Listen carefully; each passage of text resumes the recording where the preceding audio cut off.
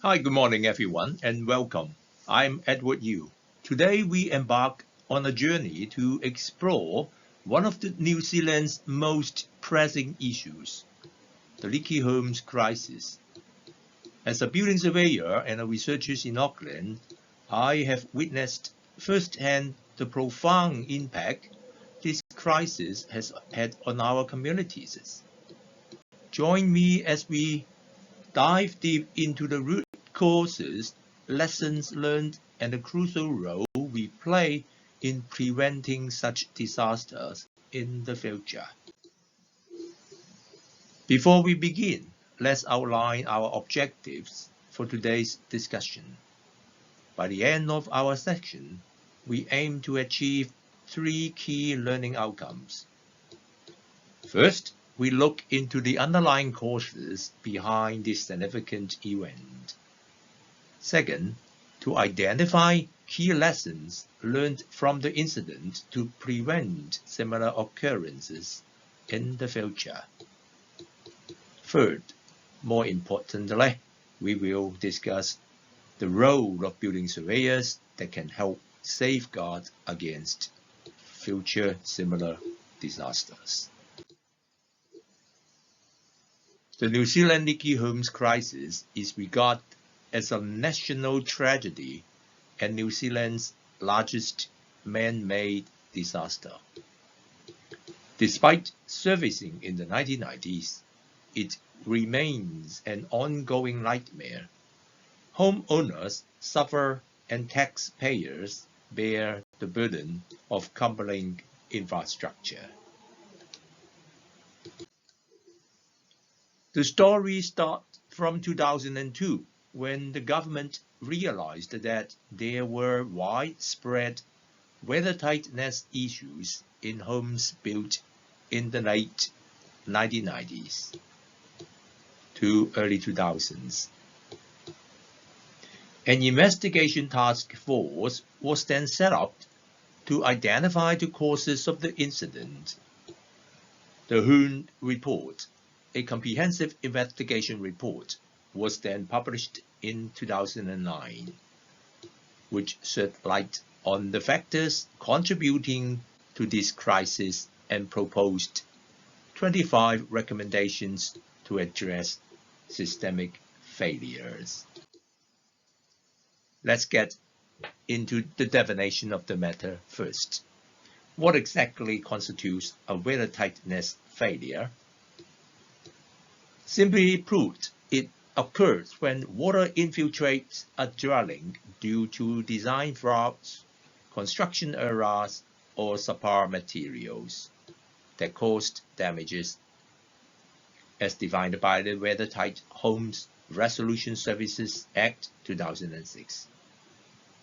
Bearing in mind that some building designs may intentionally allow water penetrate in the primary cladding and drain out, provided that the water does not cause any damages. PwC 2009 report also published another report on the estimated cost of the leaky homes crisis. It summarized three main alleged causes of the leaky homes. They are: first, changes in legislation; second, substandard materials; and third, intricate construction methods.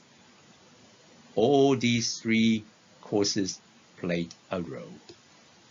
For example, it claimed that when the Building Act 1991 came into force, a performance-based approach to compliance was adopted.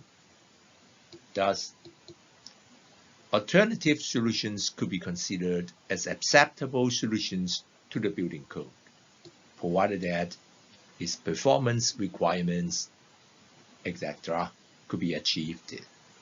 The report further concluded that the leaky homes issues were largely confined to buildings constructed with monolithic external cladding. combined with some complicated building designs and construction methods, result in buildings that are vulnerable to water penetration through the exterior of the building. In fact, before 2021, basically the industry had a consensus that monolithic cladding is one of the causes of the leaky home crisis. For example, in this BRANZ 2010 report on weather tightness, it highlights that this style of building combined with a monolithic face seal exterior represents a very high weather tightness risk in New Zealand's wet climate. In fact, the statistics also pinpoint the high association between the use of monolithic cladding and weather tightness failure rates, as shown in this table. The failure rate could be up to 80 to 95% for monolithic cladding types in comparison with just 2% failure rates on traditional materials such as brick and concrete. Furthermore, the period of the leaky homes crisis also coincides with the timeline of regulatory changes and then the upsurge of the number of homes built with monolithic claddings. So the timeline also reinforced the allegation. Worse still, this period of leaky homes came together with a building boom. As shown in these figures, the numbers of approved consents on individual dwellings peaked in the early 2000s. There were also a sharp increase in the number of multi-unit dwellings since 1996, which contain large proportions of high-risk dwellings. So realizing the severeness of the crisis and the alleged causes of the incident, the government has then taken quick actions to stop further leaky homes, including legislative reforms and building material changes. Also, measures such as supporting reclaims and repairs of leaky homes have been formulated. The estimated repair costs are substantial. However, our recent court case overturned the allegation on whether monolithic cladding is the cause of leaky homes.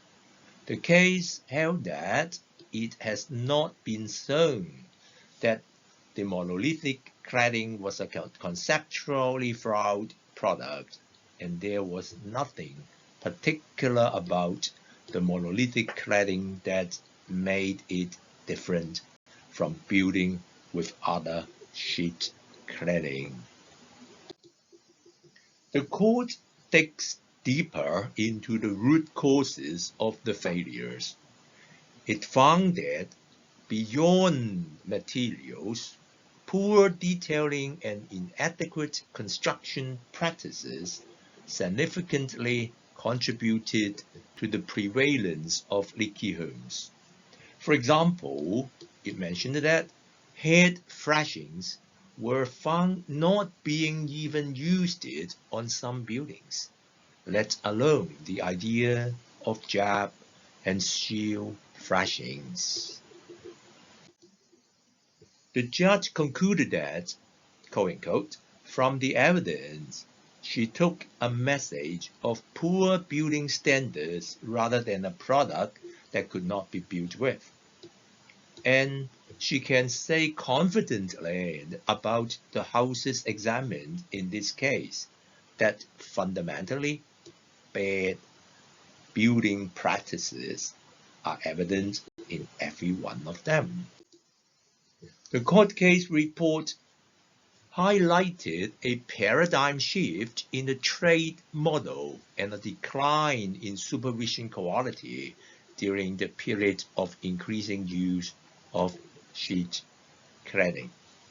These factors create a perfect storm within the construction industry in New Zealand, it agrees with the Homes Report's observations that building sites became fragmented and a loss of overall oversight and responsibility.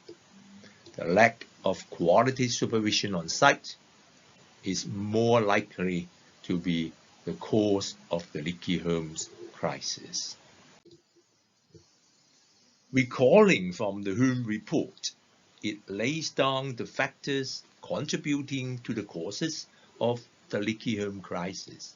Among them, the lack of professional skills, lack of effective supervision, and lack of details are key factors. Reading the report together with the recent court case report, they offer invaluable insight into the systemic issues at play.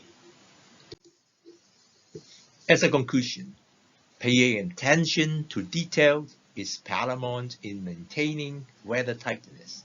From proper flashings to effective cavity systems, every aspect of construction must be meticulously executed. This is professionalism, and that is what the society expects a professional building surveyor to perform. Leaky buildings are a prevalent issue in various cities worldwide. Take Hong Kong as an example, where many attribute short construction timeline and the prevalence of high-rise concrete structures as primary causes. However, the New Zealand Leaky Homes Crisis served as a stark reminder that these factors might not be the sole culprits. Rather, it underscores the critical importance of professionalism among industry professionals, emphasizing meticulous attention to detail and rigorous supervision throughout the construction process. It's a call for a new breed of building surveyors like all of you to lead the charge, reshaping the building industry to prioritize the health and safety of our communities in the future. Thank you very much.